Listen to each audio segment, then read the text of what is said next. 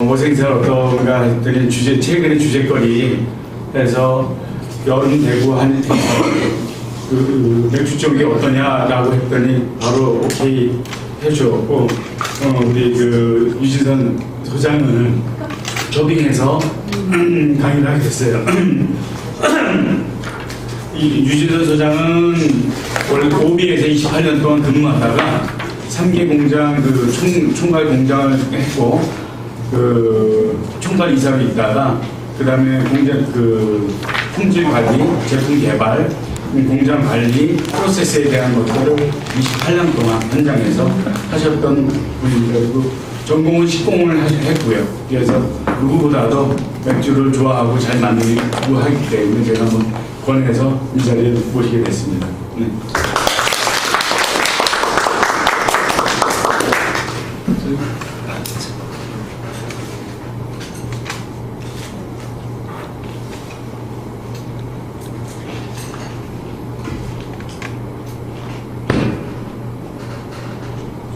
방금 소개받은 유진선입니다.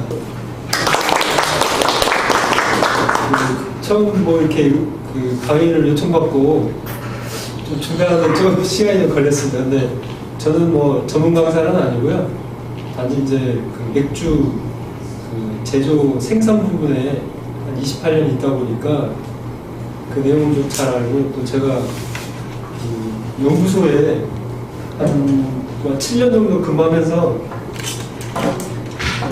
신제품을 좀 많이 개발했어요. 그래서 여기 계신 분들이 좀 많이 마셨던 카스 라이트, 카스 레드, 카스 레몬, 그런 제품들을 이제 제가 직접 공부를 하면서 좀 개발을 했고, 여러분들이 오가든이라고 많이 말씀하시잖아요.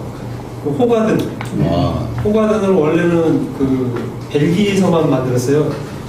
근데 이제 우리 한국 법에 맞게 이제 원료라든지 제조 공법을 로컬라이제이션 해가지고 제가 만들었고, 그거 만들면서 굉장히 힘들어가지고 사표를 다 써가지고 다녔던 기억도 나는데, 어쨌든 뭐 이렇게 고생해서 이제 호가든을 만들었는데 다행히 잘 팔렸어요.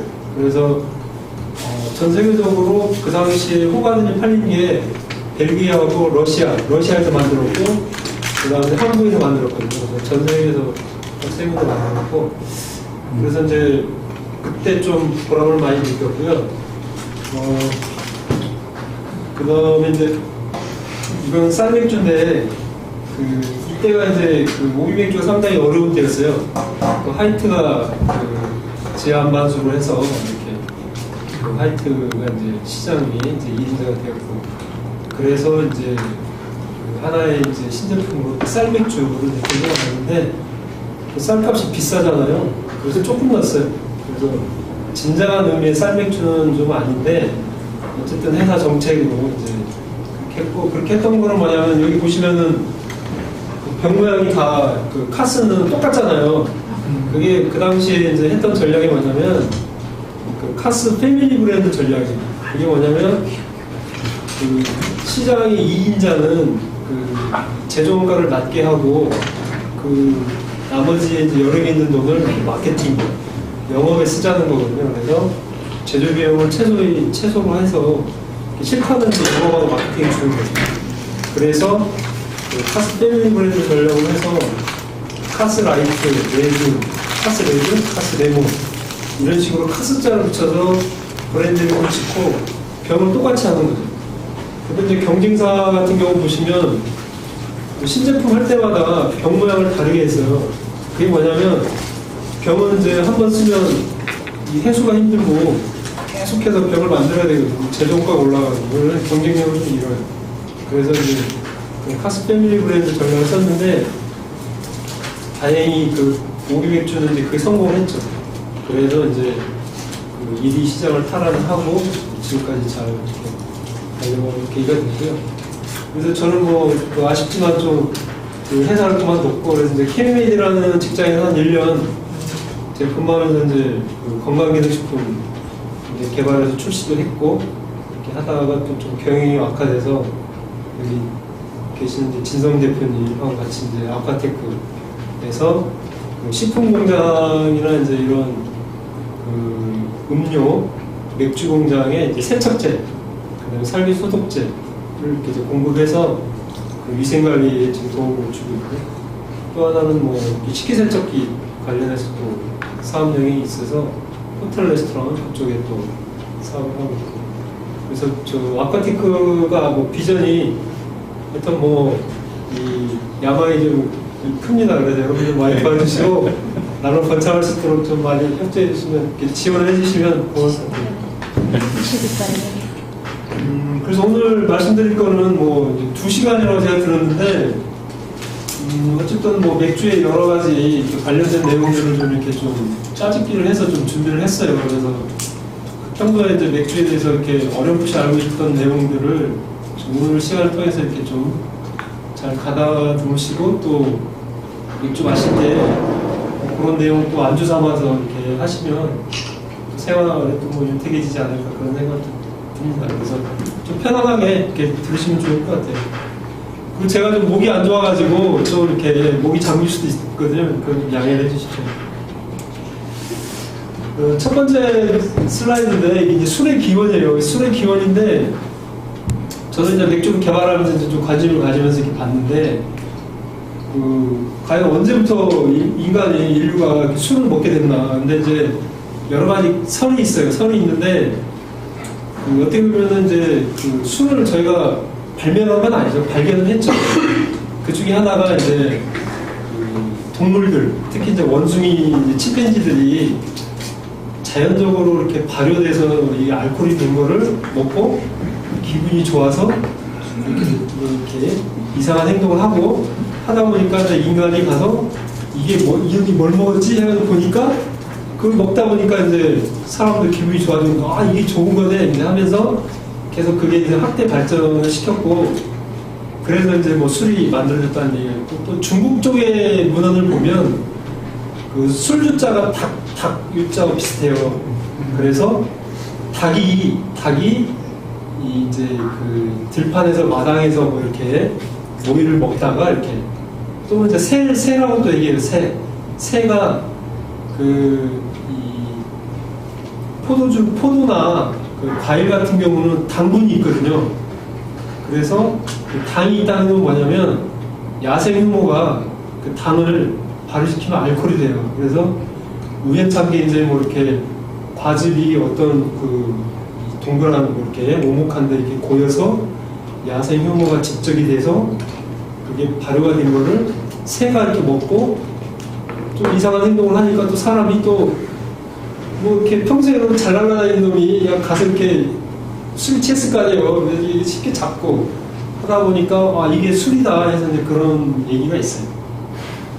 그런 얘기가 있는데, 중국 쪽에 이제 요거를 제가 한번 한자옥이라는 책에서 제가 이제 발췌한 건데, 여기 보시면 이 항아리 모양이 이제 형성 문자가 이렇게 해서 이렇게 이게 이제 항아리를 본뜬 거라고 해요. 그래서 여기에 이제 이 액체를 뜻한 산수변이 이제 붙어서 이제 술문자가 됐다고 그러고, 또 들어가 보면 이게 닭 유자하고 비슷하다. 그래서 새에서 기원했다. 그런 이제 설도 있어요.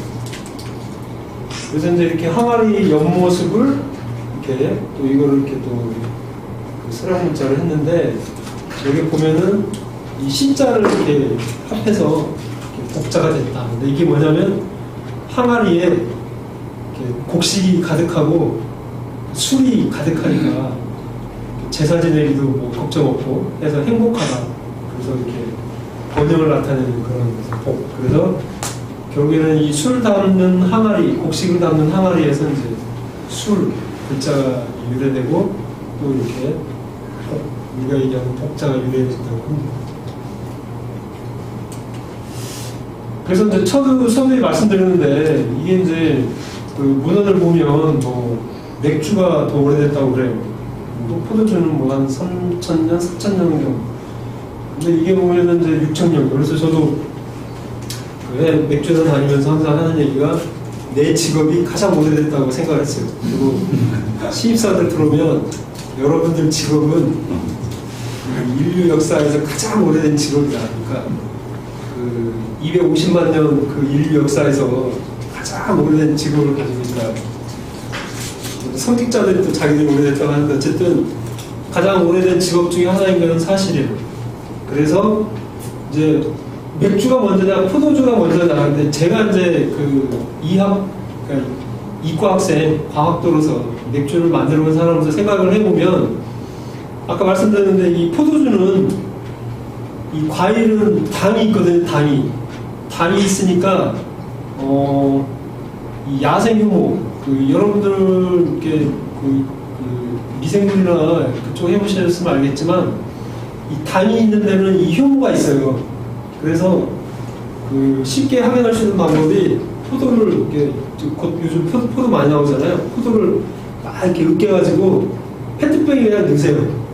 넣어가지고 마개를 딱 닫아놔요. 그러면은 한 5일 정도가 되면 페트병이 빵빵해져요. 왜 그러냐면 거기에 있는 당 성분하고 이 포도에 묻어있는 야생 효모가 이 당을 알코올로 만들고 CO2로 만들어요. 그래가지고 저도 직접 해봤거든요. 페트병이 이 형체가 없어져요. 그러니까 모양이 없어져요. 그냥 밋밋하게 빵빵해져요. 이게. 그런 거를 보면은 뭐냐면 이 과일에는 항상 이렇게 당 성분이 있기 때문에 효모가 항상 붙어 있고 사과가 됐든 뭐 포도가 됐든 이거를 다 이렇게 으깨서 밀폐를 시켜 놓으면 알코올을 만들 수 있다는 거죠. 근데 보리 같은 경우는 여러 가지 작업을 거쳐야 돼요.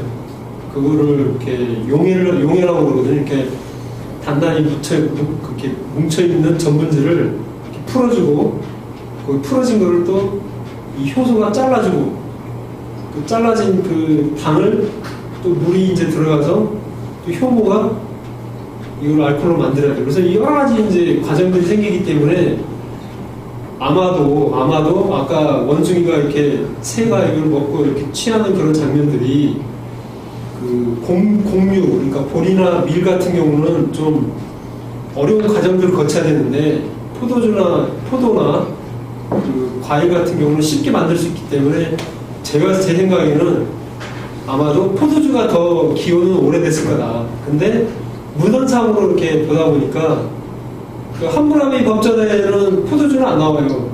맥주가 나오지. 그러다 보니까 그 맥주가 더 오래됐다 이제 이렇게 얘기를 하는데 저는 감히 이제 포도주가 더 오래됐다. 왜? 그 제조 과정이 더 간단하기 때문에 저는 그렇게 얘기를 하고 판단은 여러분들이 하시면 좋을 것 같아요. 이게 이제 그 수메르인 잘 아시는 것처럼 메소포타미아 그 문명이죠. 거기에 이제 그 점토판 이런 것들이 그려져 있는데 여기 보시면 빨대로 빨고 있어요. 이게 뭐냐면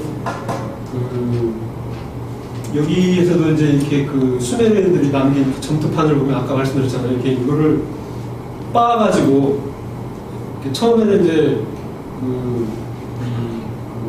보리 같은 경우는 이게 이제 용해가 돼야 되거든요. 그래서 불려서 말려서 빻아서 빵을 만들고 또 이거를 또 빻아서 또 물 넣고 또 이렇게 자연발효를 시키고 이런 과정들을 거쳐. 그러다 보니까 지금 우리가 마시는 이 맥주가 어떻게 보면 막걸리처럼 이렇게 탁하다는 거죠. 탁하고 지금은 맥주가 알코올이 한 4% 이렇게 되잖아요. 아마도 이때는 알코올이 한 1%도 안 됐을 거다. 이제 그런 1%, 2%가 됐을 거라는 이제 그런 추측을 하죠. 실제로 고대 중세 때 맥주는 그렇게 막 알코올이 높지는 않았어요. 그거는 굉장히 좀 기술이 필요했거든요. 그래서 이제 저희가 볼 때는 이게 이제 이렇게 빨대로 먹는 이유가 여가 기술이 없었고 그냥 이 걸쭉한 막걸리처럼 생긴 거를 그냥 빨아서 먹었다는 거예요. 그래서 이걸 액체빵이다 이렇게 부르는 이유가 이제 그런 거예요.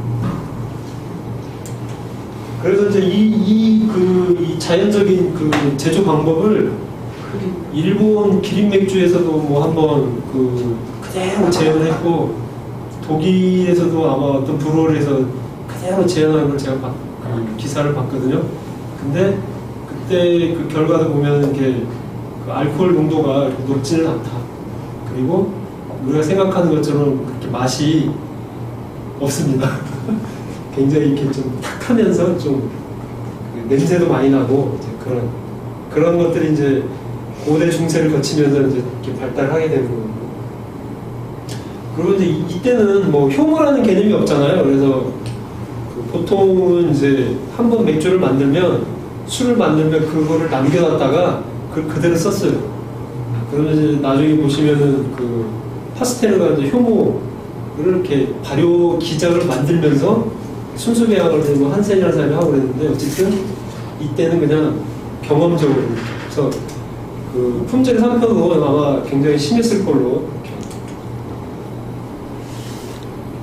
그래서 이제 그런 이렇게 아름아름 만들어 먹다가 이제 이 보면은 그리스 로마 때는 이 굉장히 이제 맥주가 천대받던 시기예요. 왜냐면은 이 이탈리아 그리스 로마 이쪽에는 포도주가 많이 재배가 되거든요. 그다음에 맥주는 위쪽에 그 갈리아인가요? 그쪽 켈트족 뭐 이런 사람들 그런 사람들이 많이 만들어 보기 때문에 그거는 야만족이 만든 음료라고 해서 굉장히 터무시하고 멸시를 해요.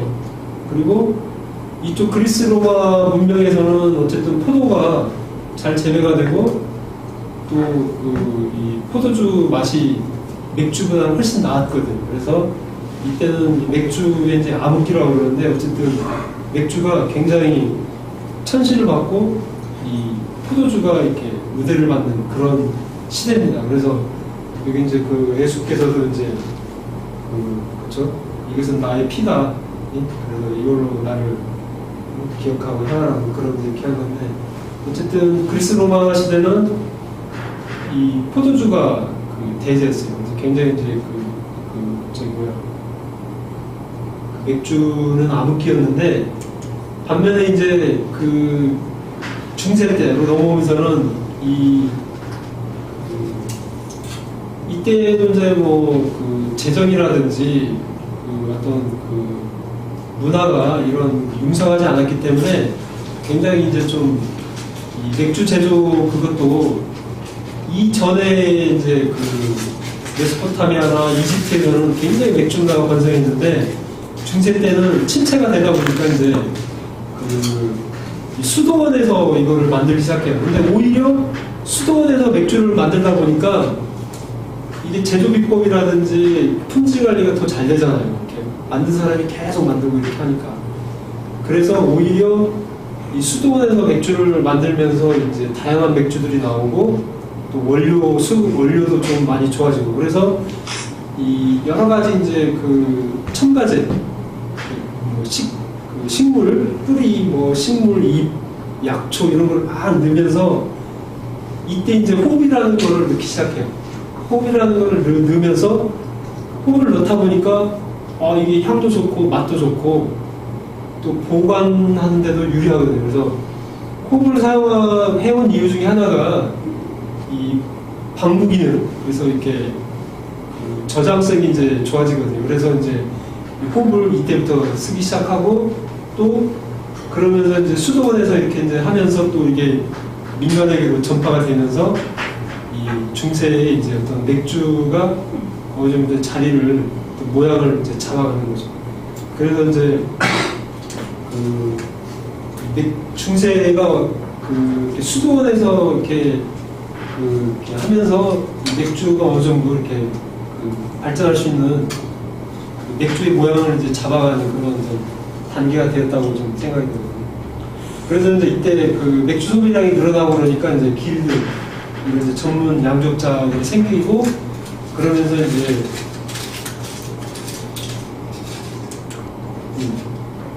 이 다양한 이제 맥주들이 나오고 이렇게 그러면서 이제 프랑스 북부, 그 다음에 뭐 벨기에, 네덜란드 이런 쪽이 이제 맥주 이 산업이 많이 발달을 하고 특히 이제 여기 보시면 이제 호가든이라든지 렛베 이런 것들이 이제 수도원에서만 이렇게 만들었었는데 이게 이제 전문적인 공장으로 이렇게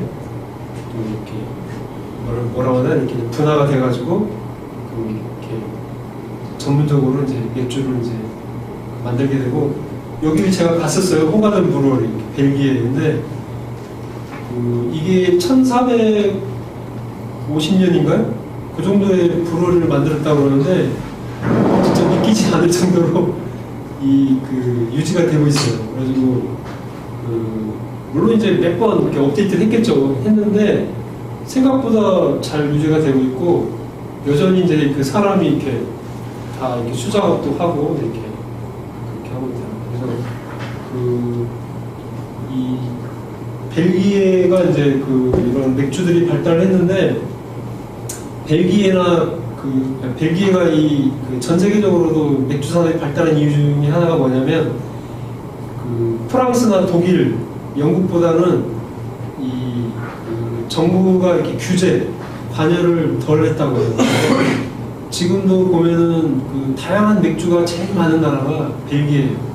그래서 맥주 여행을 가고 싶으신 분은 저는 벨기에를 추천을 해요. 그래서 벨기에를 가면 정말 다양한 맥주들이 있고, 이 한국 사람이 특히 좋아할 만한 맥주들이 굉장히 많아요. 그 중에 하나가 이제 호가든인데, 한국에서 만든 호가든 말고 현지에서 만든 호가든, 특히 생맥주, 그러니까 케그통으로 이렇게 맥주가 있어요. 그거는 진짜 한번 맛보면 이건 진짜 표현을 하지 못해요. 저도 벨기에로 이제 업무상 한 5번 정도 갔는데, 갈 때마다 저 호가든 맥주가 먹고 왔어요. 이 펍에 가서 호가든 먹으면 그렇게 좋아요. 거기는 이제 발효를 2번 시키거든요. 그 향이 살아있어요. 정말 이게 맥주다라는 생각이 들어요. 그래서 저희가 이제 보통 호가든을 화이트 에일이라고 그러는데, 화이트 휘트 에일이라고 그래요. 저희가 밀로 만든 화이트. 그러니까 독일의 이제 미넨이나 저쪽 돌트문트처럼 색깔이 좀 안 진하면서 이렇게 그 이유 중에 하나가, 호가든은 그냥 밀을 사용하거든요. 밀을 볶은 걸 사용하는 게 아니라 그냥 밀을 사용하기 때문에 색깔이 이렇게 하얀 쪽에 속해요. 호가든은 맛이 좋고, 제가 2000년, 2012년, 2005년, 2007년 뭐 그때 정도 갔는데, 그때까지도 이 호가든의 품질 관리 체계가 안 서 있어요. 그때까지도 우리가 보통 품질 관리라고 하면 숫자가 들어간 그 항목들을 우리가 관리를 하잖아요. 뭐 예를 들어서 pH면 숫자가 얼마 이렇게. 근데 그때 즈음까지도 정확히 그런 숫자에 대해서 이렇게 관리하는 시스템이 안 돼 있었고, 그러니까 그게 확립된 게 거의 한 10년 정도밖에 안 된대요. 뭐냐면 이 사람이 이제 맛을 보고, 그러니까 눈으로, 입으로 이렇게 다 그걸 관리했던 거예요. 그만큼 이렇게 전통적으로 이렇게 만든 맥주 중에 하나가 이제 호가든, 맥주나 이런 마찬가지로 여기 있는 수동 맥주들도 이제 다 똑같은 거예요.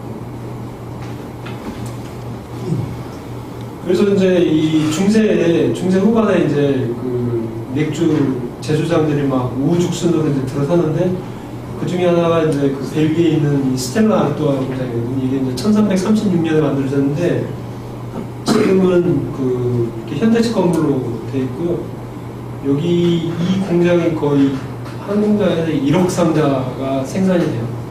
그래서 전에는 소규모로 이제 했던 것들을 이렇게 합병을 해가지고 이제 한 지역에다 이렇게 크게 세웠는데, 저희가 이제 1인당 맥주 생산량, 생산성이 있잖아요. 근데 여기 굉장히 높아요. 한국하고 비해서 한 2배, 3배 차이가 나요. 그래서 자본이 이제 직접화되고, 그만큼 이제 자동화, 시설이 이제 커지고, 생산성이 낮아지고, 그래서 그런 어떤 자본의 힘을 가지고 이 AB 인베브가 브라질, 그 다음에 미국의 버드와이저를 다 통합을 하고, 지금은 AB 인베브라는 이름으로 전 세계의 맥주 시장의 30%를 차지하고 있습니다. 그래서 지금 저희들이 수입된 맥주 먹다 보면 10병 중에 한 3병에서 4병은 AB 인베브라는 회사 거를 먹는데, 그 성공했던 이유 중에 하나가 자본 집적을 잘하고 생산성을 높여서 벌어들인 돈을 이렇게 M&A에 써서 이렇게 사업을 성공시키지 않았나 생각이 들고요.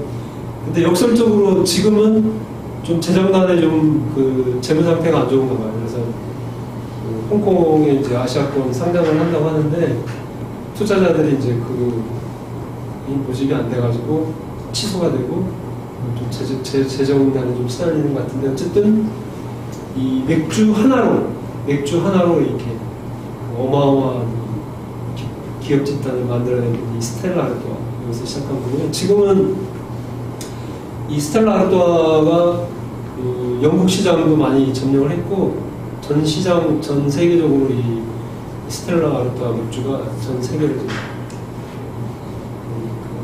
비어 드링커들의 입맛을 사로잡고 있는 그런 상황입니다.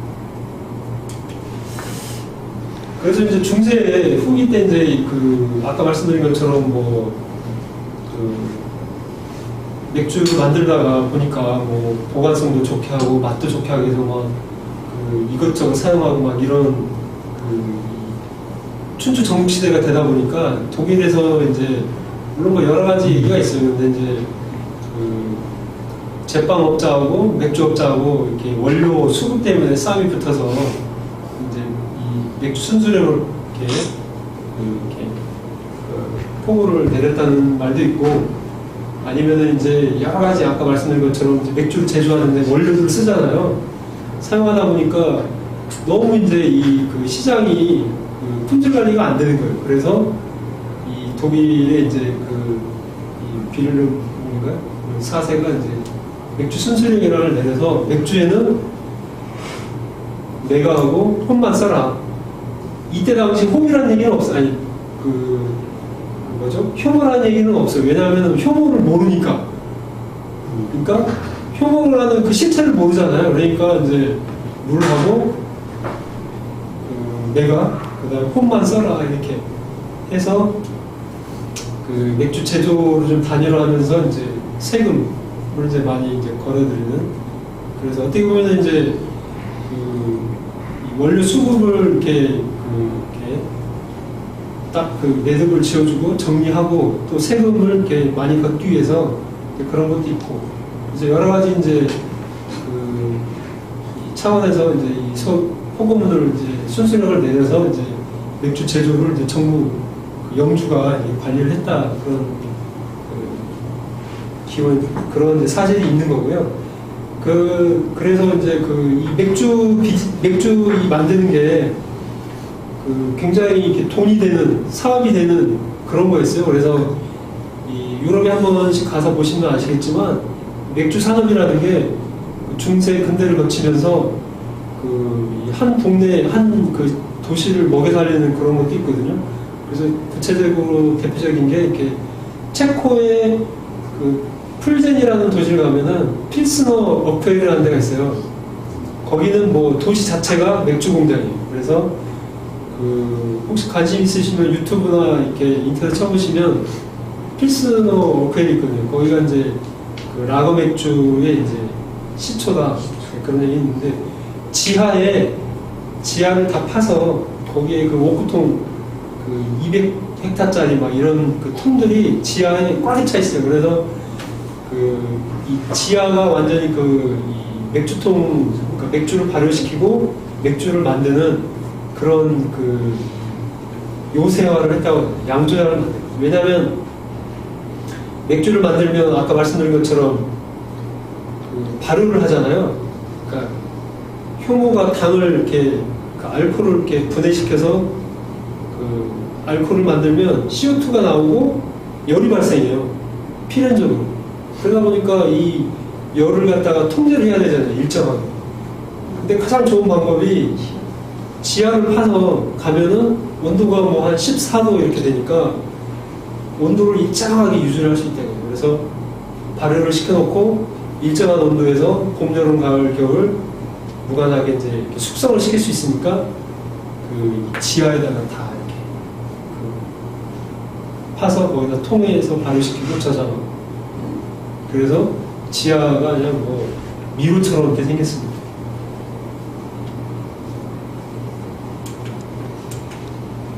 그래서 이제 중세를 거쳐서 근대에 오는데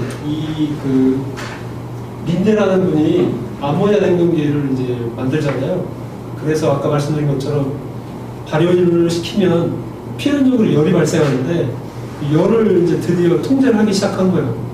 그래서 이 그 냉동기가 나오면서 이제 그 라거 맥주가 이제 그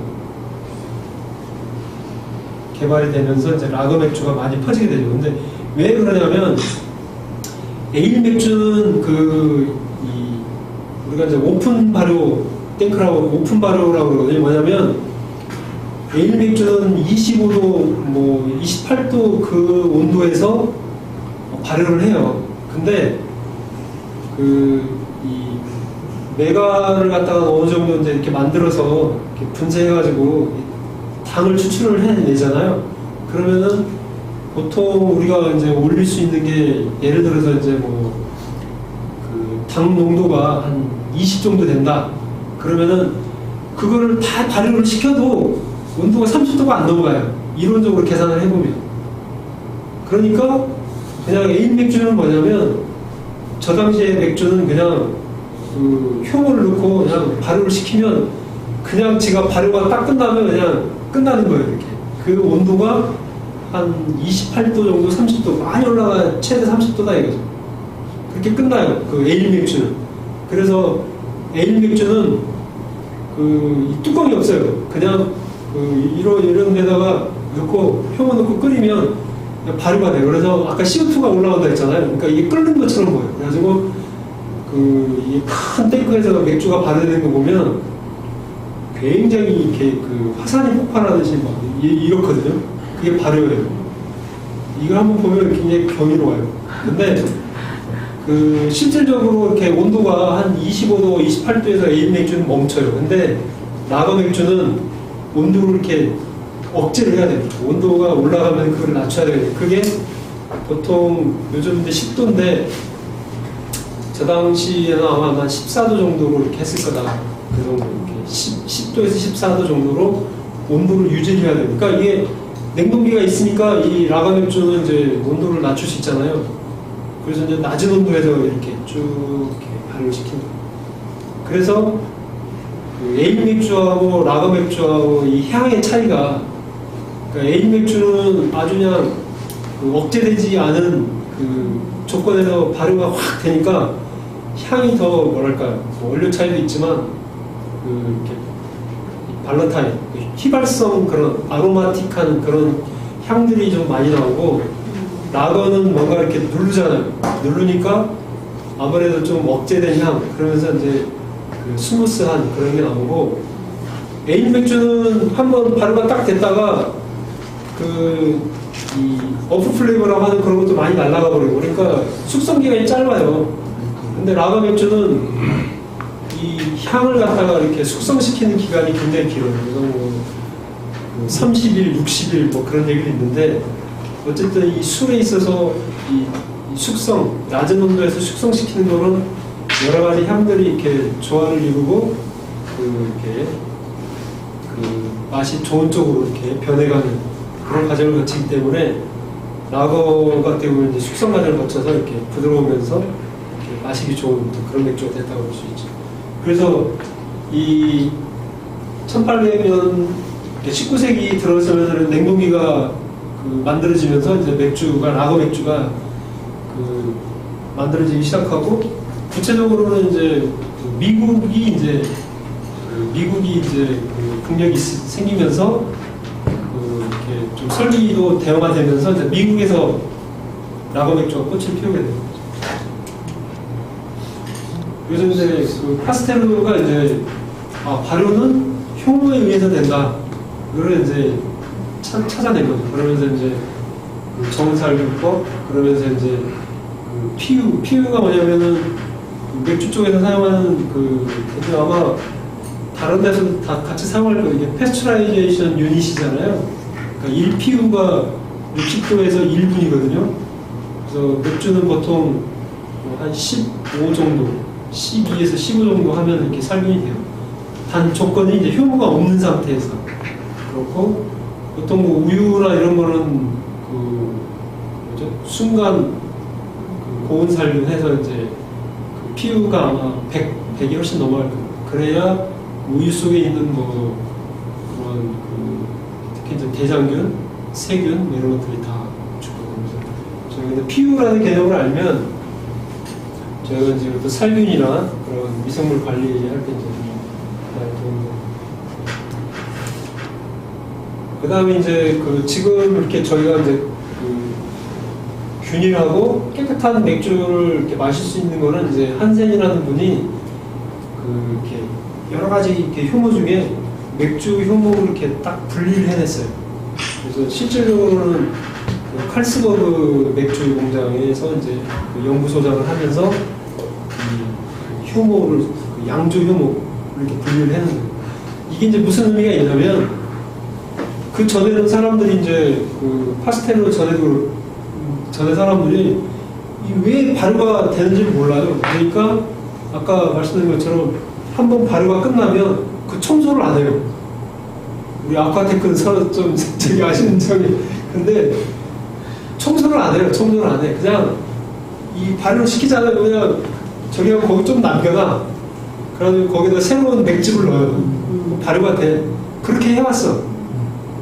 그러니까 우리도 왜 막걸리 만들 때 그거 있을 거예요. 막걸리 만들고 나서 다 안 버려. 그걸 다시 써. 왜냐하면 거기 효모가 있으니까. 그렇게 해왔는데 그렇게 하다 보니까 이 맥주 맛이 들쑥날쑥한 거예요. 어떻게 만들 수 있고 그런 것도 많이 나와 있는 상태고.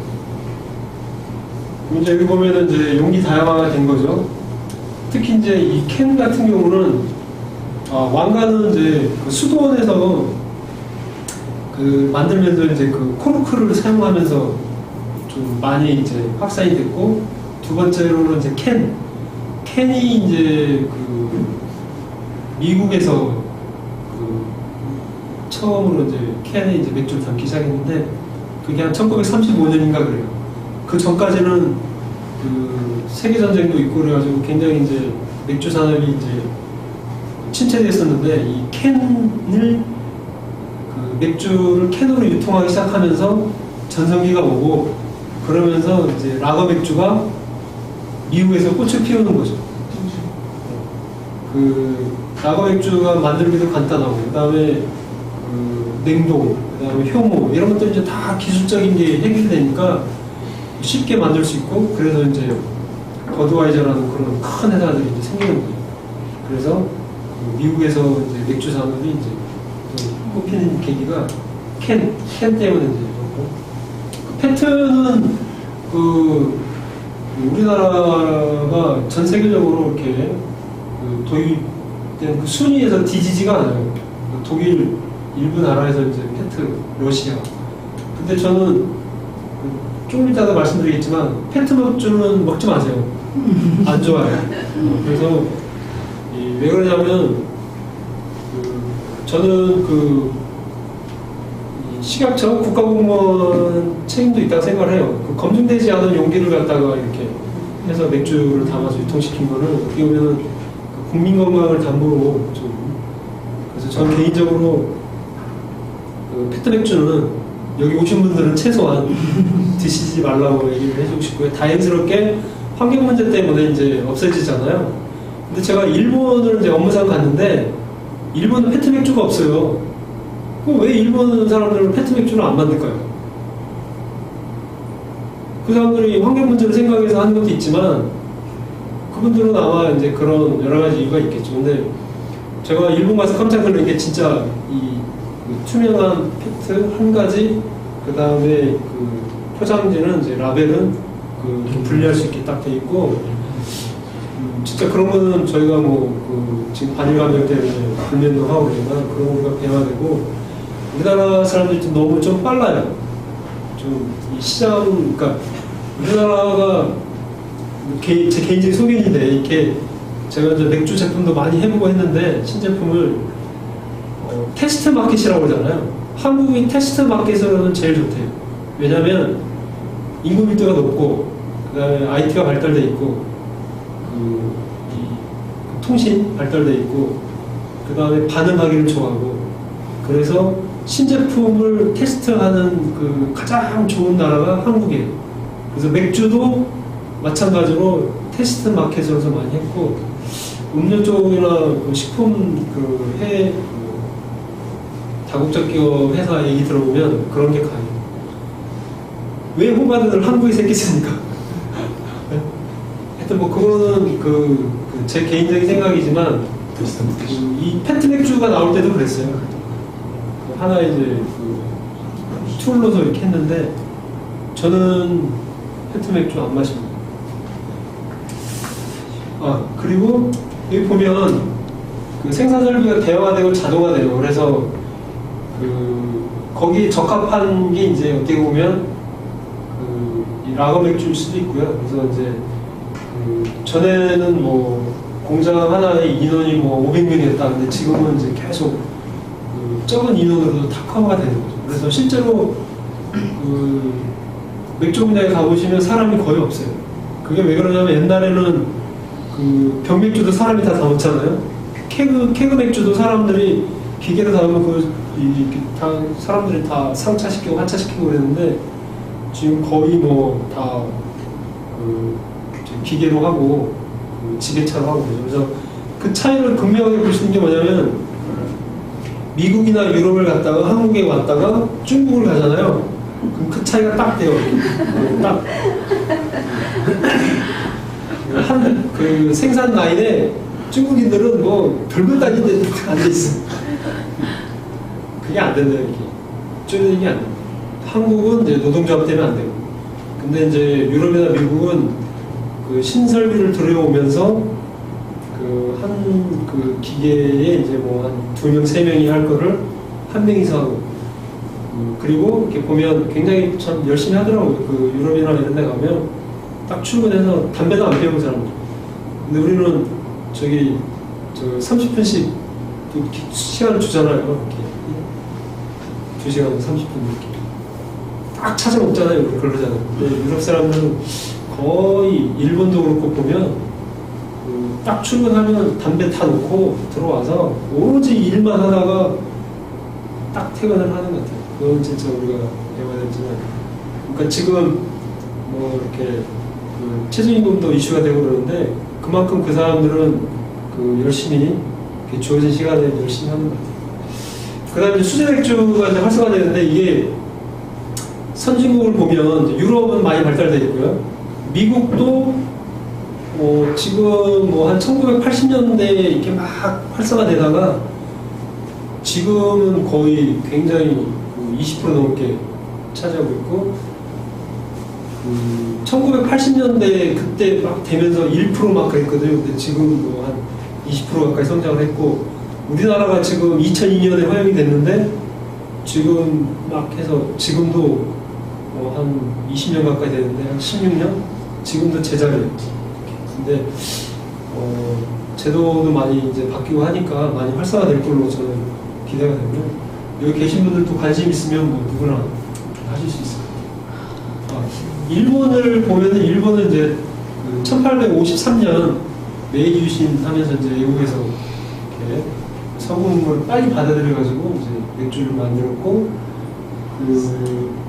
한 가지 특징은 이제 1987년에 이전에는 기린 맥주가 이제 넘버원이었는데 87년에 이제 슈퍼드라이 하면서 아사히가 이제 1등으로 계속 달리고 있고 지금도 아사히가 넘버원 맥주 회사고요. 일본에서도 젊은 사람들이 취업하고 싶은, 일하고 싶은 회사 중에 하나가 이제 아사히나 기린 맥주. 그 다음에 남미 브라질에 가면 에이빙 회사가 있는데 거기도 마찬가지예요. 거기도 맥주 회사가 삼성전자만큼 들어가고 싶은 회사고 거기에 입사하는 분들이 다 미국이나 이런 데서 MBA하고 한 사람들이 맥주 회사 들어가고 그 사람들이 전 세계적으로 가서 맥주 시장을 좀 지배합니다. 맥주 비즈니스가 굉장히 좋은 비즈니스는 맞는 것 같아요. 그래서 오비하고 화이트는 전신이 이제 일본에서 만들었는데 그러면은 이제 33년에 만들어졌고 33년에 만들어져가지고 거의 이제 해방되기 전까지는 화이트 조선 맥주가 시장에서 넘버원이었어요. 그런데 이제 두산이 이제 48년, 50년 그때부터 여기 하이트가 이제 93년에 그 하이트 맥주 그전에 크라운이었잖아요. 하이트 맥주 들고 오면서 그때부터 이제 바뀌게 되는데 그 50년 동안은 그 두산 오비가 이제 시장을 그 독차지했고 그때가 일본 기린하고 비슷해요. 그래가지고 그때 얘기가 뭐였냐면 그 영업사원들이 그냥 왠지 잘 팔립니다. 왠지 잘 팔립니다. 그래서 그때 그 숫자 얘기를 하면 영업사원들이 그냥 출근해서 그 사무실 도장 찍고 나가서 고스톱 치고 싸워나가고 그냥 그래서 왠지 잘 팔립니다 이랬는데 저희가 이제 하이트가 이렇게 그 오비를 이제 그 쉐어를 앞지르고 그런데 계속 회사는 적자라고 그랬거든요. 그런데 역설적으로 외국인 회사가 들어와서 오비를 인수를 했는데 그때부터는 에비타가 지금 30%가 넘어요. 그게 뭔 말이냐면 그만큼 방만하게 경영을 했다는 거죠. 그러니까 회사를 운영할 때 얼마나 그 제조 단가부터 판매 영업비용까지 관리를 하냐에 따라서 수익이 나는 회사가 될 수도 있고 수익이 나지 않을 수도 있다는 그런 사실이고 그런 거를 통해서 저희도 많이 배웠어요. 아니 맨날 적자 난다는 회사가 나중에 에비타가 30% 넘게 나는 회사로 변신을 하니까 이거는 참 할 말이 없는 거죠. 그래서 그런 거는 저희가 좀 많이 배워야 됐고 그래서 이제 저희가 IMF 거치면서 이제 그런 선진 그쵸? 그런 그 경영 기법을 배워서 이제 저희도 이만큼 그 국민소득이라는 이제 경제가 커갔다고 저는 생각이 들고요. 근데 이제 큰일 났어요. 이제 여기 보면 이게 이제 하다가 저희가 그 카스를 인수하고 해서 2012년에 하이트를 추월했거든요. 해가지고 지금 한 거의 7년 정도 오비맥주가 시장 독점을 하고 있는데 그때 테라가 출시가 돼가지고 잘 팔린대요. 그래서 지금 도매상 하고 있는 그 친구들한테 전화해보니까 잘 팔린답니다. 그리고 괜찮대요. 괜찮다는데 또 그거는 아직 좀 지나봐야 될 것 같아요. 그래서 영원한 승자도 영원한 패자도 없는 그 시장 중에 하나가 맥주인 것 같습니다. 그럼 하이트는 지금 진로 거고 이쪽에 네. 맥주는 두산 아직도 두산 쪽인 거예요? 아니 두산이 그 아까 말씀드렸잖아요. 계속 적자 나니까 팔았어요. 그 외국인 회사 아까 그 제가 보이는 에이빈맵이라는 회사 있죠. 거기에 팔았는데 그 회사는 맥주만 해요. 전 세계적으로. 그래서 지금 에비타가 30%가 넘게 그렇게 좀 수익을.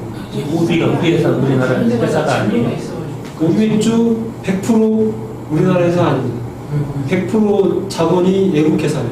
그러니까 우리가 카스 한 병 마시면 그 돈 다 예빈병 주주들한테 가요. 근데 하이트도 마찬가지로 외국인 지분이 있어요. 그러니까 100% 뭐 한국인이 가지고 있는 그런 회사는 많다고는 볼 수가 없죠. 그러니까 유니클로도 조금 안 된 게 51%는 일본이고 40%는 롯데잖아요. 그러니까 그만큼 이제 그 기업들이 돈을 벌면 제 생각은 그 로컬에 기여를 해야죠. 이제 고용 창출을 하긴 하는데 플러스 알파를 하는 게 맞다고 생각해요. 근데 자본주의 사회에서 자본의 힘이 지배를 하는 거기 때문에 그거는 좀 꼬우면